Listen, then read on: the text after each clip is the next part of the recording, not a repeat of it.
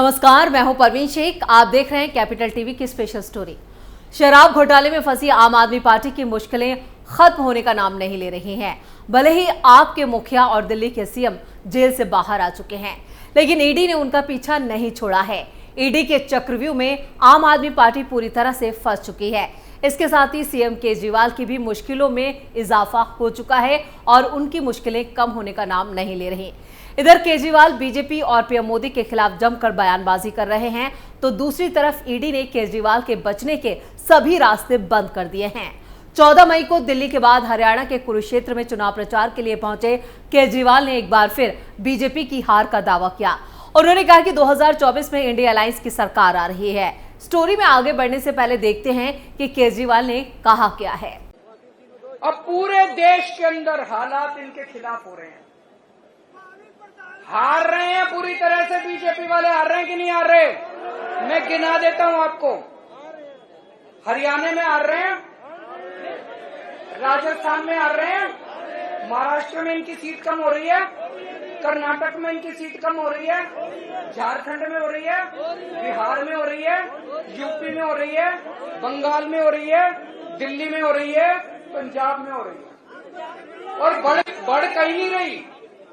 भाई साहब ये कह रहे थे 400 पार, मैं आज आपको लिख के दे रहा हूं इनकी 230 से ज्यादा। अब केजरीवाल के इसी बयान और इस दावे की माने तो बीजेपी 543 सीटों में से सिर्फ 200 सीटें जीत रही है।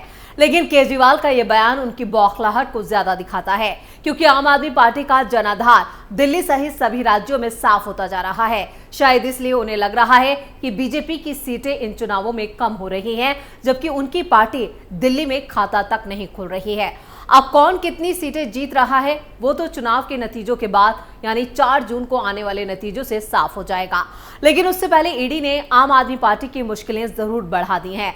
दरअसल देश की राजधानी दिल्ली के शराब घोटाले के मामले में प्रवर्तन निदेशालय यानी ईडी की जांच का दायरा लगातार बढ़ता जा रहा है।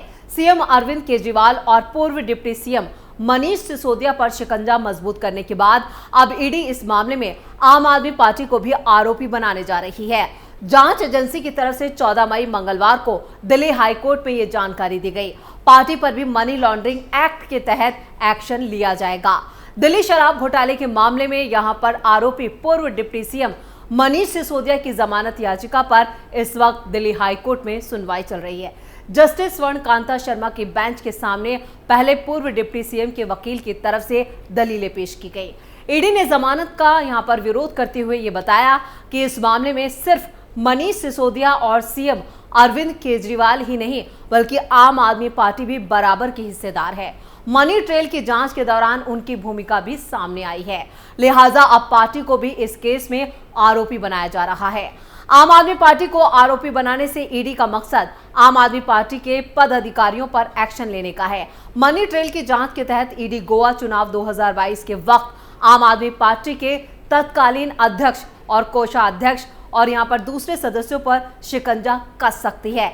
जिन लोगों ने गोवा चुनाव के दौरान गैर कानूनी तरीके से मिले पैसे को, जो फंड था, उसे खर्च करने का जिम्मा उठाया और ईडी के आने वाले दिनों में उन्हें भी अरेस्ट, यहाँ पर जो आने वाले दिन है जांच का दायरा बढ़ेगा, वैसे वैसे इनकी गिरफ्तारी होगी। और दिल्ली शराब घोटाले के तहत प्रवर्तन निदेशालय ने सबसे पहले बीते साल फरवरी में पूर्व डिप्टी सीएम मनीष सिसोदिया को अरेस्ट किया था।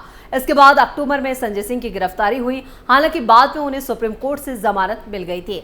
मार्च में तेलंगाना के पूर्व सीएम केसीआर की बेटी के कविता को अरेस्ट करने के कुछ दिनों बाद दिल्ली के मुख्यमंत्री अरविंद केजरीवाल को भी ईडी ने गिरफ्तार कर लिया था। सीएम केजरीवाल फिलहाल चुनाव प्रचार के लिए जमानत पर बाहर हैं। मनीष सिसोदिया की जमानत का ईडी ने किया विरोध। फरवरी 2023 में सिसोदिया को किया गया था गिरफ्तार। कई बार खारिज हो चुकी है सिसोदिया की जमानत याचिका। Graphics out. दिल्ली शराब नीति केस में अब आम आदमी पार्टी भी आरोपी होगी।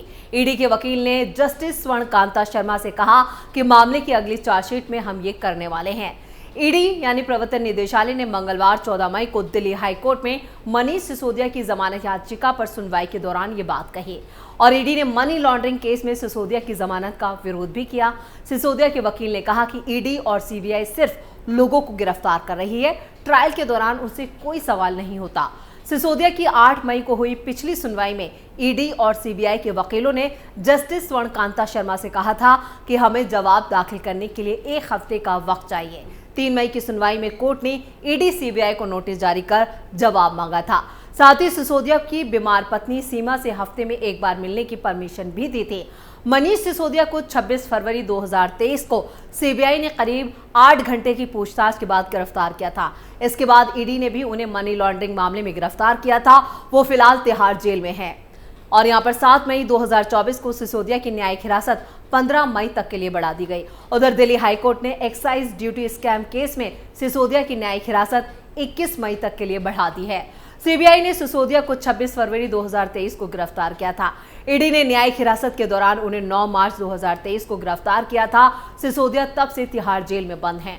उन्होंने ईडी मामले में राउज एवेन्यू कोर्ट में जमानत याचिका दायर की थी, जिसे 28 अप्रैल 2023 को खारिज कर दिया गया। फिर सीबीआई मामले में उनकी जमानत याचिका 31 मार्च 2023 को खारिज हुई थी। इसके बाद उन्होंने दिल्ली हाईकोर्ट का दरवाजा खटखटाया था। हालांकि हाईकोर्ट ने ईडी मामले में उनकी जमानत याचिका को 3 जुलाई 2023 और सीबीआई मामले में उनकी जमानत याचिका को 30 मई 2023 को खारिज किया था। सुप्रीम कोर्ट ने 30 अक्टूबर 2023 सिसोदिया को जमानत देने से पूरी तरह से इनकार कर दिया था। कोर्ट ने कहा था कि घोटाले से जुड़े कई मामलों में यहाँ पर और कई सवालों के जवाब अभी भी नहीं मिले हैं। इनमें 338 करोड़ रुपए का जो लेन देन हुआ है, जिसमें मनीष सिसोदिया की भूमिका संदिग्ध लग रही है, इसलिए याचिका को खारिज किया जाता है। इधर दिल्ली शराब घोटाले केस में अब तक 16 हाई प्रोफाइल लोगों की गिरफ्तारी हो चुकी है। इसी मामले में सिसोदिया के अलावा दिल्ली के सीएम अरविंद केजरीवाल, पूर्व स्वास्थ्य मंत्री सत्येंद्र जैन और बीआरएस नेता के कविता भी न्यायिक हिरासत में हैं। आम आदमी पार्टी के नेता संजय सिंह भी इसी मामले में जेल में गए थे, लेकिन वो भी अब जमानत पर बाहर हैं। अब संजय पर जमानत पर जरूर बाहर हैं, लेकिन 10 मई को सुप्रीम कोर्ट ने केजरीवाल को भी अंतरिम जमानत दे दी। 2 जून को उन्हें फिर जेल में लौटना होगा और दिल्ली के सीएम और आम आदमी पार्टी के संयोजक अरविंद केजरीवाल को सुप्रीम कोर्ट से ये जो अंतरिम जमानत मिली है, वो सिर्फ चुनाव प्रचार के लिए मिली है। इधर ईडी भी इस जमानत का लगातार विरोध कर रही थी। वहीं अब ईडी ने बड़ा कदम भी उठाया है। राउज एवेन्यू कोर्ट में 224 पेज की सप्लीमेंट्री चार्जशीट दाखिल कर दी। इस मामले में 14 मई को राउज एवेन्यू कोर्ट ने संज्ञान लेते हुए सुनवाई की। इसको लेकर आम आदमी पार्टी के नेता सौरभ भारद्वाज ने कहा कि ईडी विरोधाभासी बातें करती है। दिल्ली हाईकोर्ट ने हाल ही में कोयला घोटाला मामले में दिलीप रे की 3 साल की सजा पर रोक लगाते हुए कहा था कि अगर वो चुनाव नहीं लड़ पाए तो इससे नुकसान होगा। अब दिलीप रे बीजेपी के उम्मीदवार के तौर पर चुनाव लड़ रहे हैं। सौरभ भारद्वाज ने यह भी कहा कि केजरीवाल को ना तो दोषी ठहराया गया है और ना ही उनका मुकदमा शुरू हुआ है, लेकिन ईडी कह रही कि एक नेता के लिए अलग मानक नहीं होने चाहिए। आम आदमी पार्टी के नेता ये भी पूछ रहे हैं कि रे सजा पर रोक लगने के बाद सुप्रीम कोर्ट का दरवाजा क्यों नहीं खटखटाया गया। उन्होंने ईडी पर आरोप लगाया कि ईडी सिर्फ बीजेपी के लिए काम कर रही है। आम आदमी पार्टी के नेता ने एजेंसी की कोई गरिमा नहीं रह गई और वो ये तय करने के लिए बीजेपी की समय सारणी के अनुसार काम कर रही है कि विपक्षी नेताओं के खिलाफ कब कार्रवाई की जाए। वहीं इससे पहले ईडी ने गुरुवार को सुप्रीम कोर्ट में अंतरिम जमानत के लिए केजरीवाल की याचिका का विरोध करते हुए एक हलफनामा भी दायर किया था, जिसमें ईडी ने कहा था कि चुनाव प्रचार करने का उन्हें कोई अधिकार नहीं है और न ही कोई मौलिक अधिकार है और न ही कोई संवैधानिक अधिकार है। यानी आम आदमी पार्टी लगातार ईडी के एक्शन पर सवाल खड़े कर रही है और ईडी लगातार आम आदमी पार्टी पर शिकंजा कसती जा रही है। तो फिलहाल जिस तरह से ईडी ने यहाँ पर आम आदमी पार्टी को भी आरोपी बनाया है, उससे साफ है कि इस पार्टी की भी मुश्किलें बढ़ने वाली हैं। 2024 चुनावों के बीच जहां अरविंद केजरीवाल चुनाव प्रचार के लिए सुप्रीम कोर्ट से अंतरिम जमानत पर बाहर हैं, तो वहीं आम आदमी पार्टी भी अब आरोपी बन रही है, जिससे साफ है कि ईडी आने वाले दिनों में आम आदमी पार्टी के कई नेताओं पर शिकंजा कस सकती है। और इस स्पेशल स्टोरी में इतना ही। वीडियो कैसा लगा नीचे कमेंट करके अपनी राय जरूर दें। वीडियो को लाइक करें, शेयर करें और कैपिटल टीवी को सब्सक्राइब जरूर करें। नमस्कार।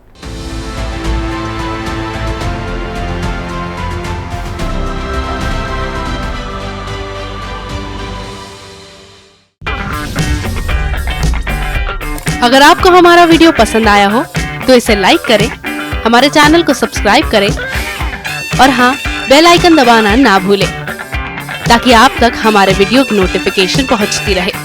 आप अपना सुझाव हमें कमेंट बॉक्स में दे सकते हैं। हमारे साथ जुड़ने के लिए शुक्रिया।